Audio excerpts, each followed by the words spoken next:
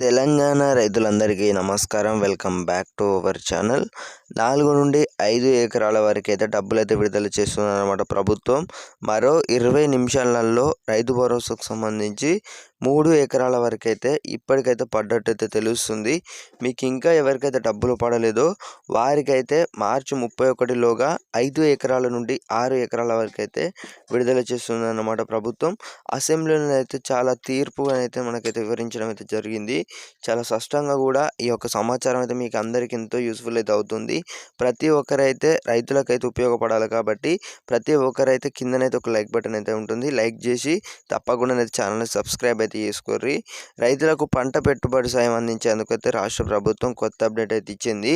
ఇప్పటి వరకు 4 విడతలుగా రైతులకు రైతు భరోసా నిధులను 3 ఏళ్ల కంటే ఎక్కువ జమ చేశారు. ఇప్పుడు చూసుకున్నట్టయితే ఎక్కువ భూమి కలిగిన రైతులకు సాయాన్ని అందించేందుకైతే ప్రణాళికలు అయితే రైతు వేదిక కానివ్వచ్చు అర్హులైన రైతులను అయితే జాబితాను రూపొందించారన్నమాట. ప్రతి ఎకరాకు 6,000 రూపాయల చొప్పున రైతుల ఖాతాలో నేరుగా నిధులను అయితే జమ చేయనున్నారు. అయితే సాగుకి యోగ్యం కాని భూములను ప్రభుత్వం అయితే బ్లాక్ లిస్టులో నుంచి రైతు భరోసా వర్తించదనేది స్పష్టం చేసింది. అందరికీ తెలిసిన విషయమే. రాష్ట్రంలో 1.50 కోటి 21 ఎకరాలకైతే రైతు భరోసా డబ్బులు అయితే విడుదల చేయాల్సి ఉందన్నమాట.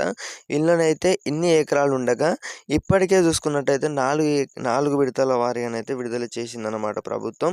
ఇప్పుడు వచ్చేసి 4 నుండి 5 ఎకరాల వరకు అయితే ఇప్పటి వరకు 44 లక్షల మంది రైతులకు రైతు భరోసా పథకం ద్వారా నిధులు అయితే జమ అయ్యాయి. మొత్తం 58 లక్షల ఎకరాలకు జమ అయ్యాయి అయితే చెప్పడం జరిగింది. సాగుకి యోగ్యమైన 3,487 కోట్ల విడుదల చేశారు. ప్రభుత్వం రైతు భరోసా పథకాన్ని 4 విడతలుగానైతే అమలు చేసింది. మొదటి విడత కింద 17 లక్షల మంది రైతులకు నివసిస్తున్న ప్రతి వ్యవసాయం చేస్తున్న రైతులందరికీ కూడా 17 లక్షల మందికి అయితే డబ్బులు అయితే పడ్డట్టయితే తెలుస్తుంది. రెండవ విడతలో చూసుకున్నట్టయితే 9 లక్షల మందికి 557 కోట్లు అయితే జమ చేసిందన్నమాట. రెండవ విడత కింద చూసుకున్నట్టయితే మూడవ విడత కింద 13 లక్షల మందికి, నాలుగవ విడత కింద అంటే 3 ఎకరాలకు సంబంధించి అంటే మన 13 లక్షల మందికి అయితే పడ్డట్టయితే తెలుస్తుంది. మిగతా 4 ఎకరాలకు సంబంధించి చూసుకున్నట్టయితే 10 లక్షల మందికి అయితే పడ్డట్టయితే తెలుస్తుంది అన్నమాట.